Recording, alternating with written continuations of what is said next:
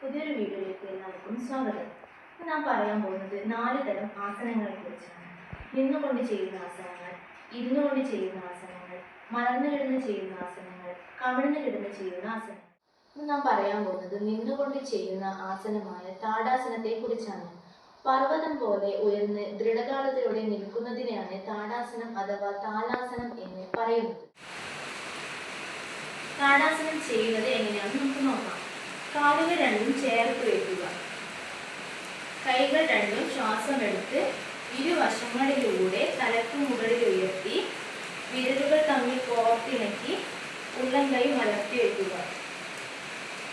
കാൽവിരലുകൾ ശരീരഭാഗം മൂന്നി maximum മേലോട്ടേക്ക് വയ്ക്കുക. കൈകൾ രണ്ടും ചെവിയോട് ചേർന്നിരിക്കണം.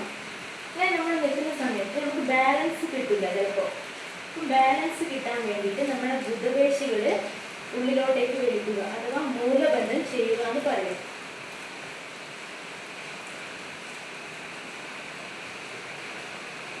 കൈകൾ മെല്ലെ ചാത്തി പൂർവ്വസ്ഥിതിയിലേക്ക് വരിക. താടാസനം ചെയ്യുന്നത് കൊണ്ടുള്ള ഗുണങ്ങൾ എന്തെല്ലാമെന്ന് നോക്കാം. ഉദരപേശികൾക്കും കുടലിനും വ്യായാമം ലഭിക്കുന്നു, ഏകാഗ്രത ലഭിക്കുന്നു, ദഹനം, മലശോധന എന്നിവ മെച്ചപ്പെടുത്തുന്നു, നമ്മുടെ ശരീരം ദൃഢമാവുന്നു, ബലമുള്ളതുമാകുന്നു, ശരീരത്തിന്റെ സന്തുലനാവസ്ഥ വർദ്ധിക്കുന്നു. പിന്നെ തലകറക്കം എന്നിവയുള്ള സമയത്ത് നമുക്ക് ഈ ആസനം ചെയ്യാൻ പാടുള്ളതില്ല.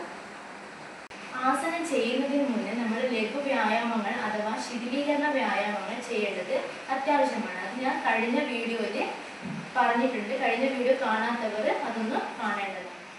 എൻ്റെ വീഡിയോ ഇഷ്ടപ്പെട്ടിരുന്നെങ്കിൽ ലൈക്ക് ആൻഡ് ഷെയർ ചെയ്യുക. ഞാൻ ഇടുന്ന തുടർന്നുള്ള വീഡിയോകൾ കാണുവാനായി എല്ലാവരും സബ്സ്ക്രൈബ് ചെയ്യുക. എല്ലാവർക്കും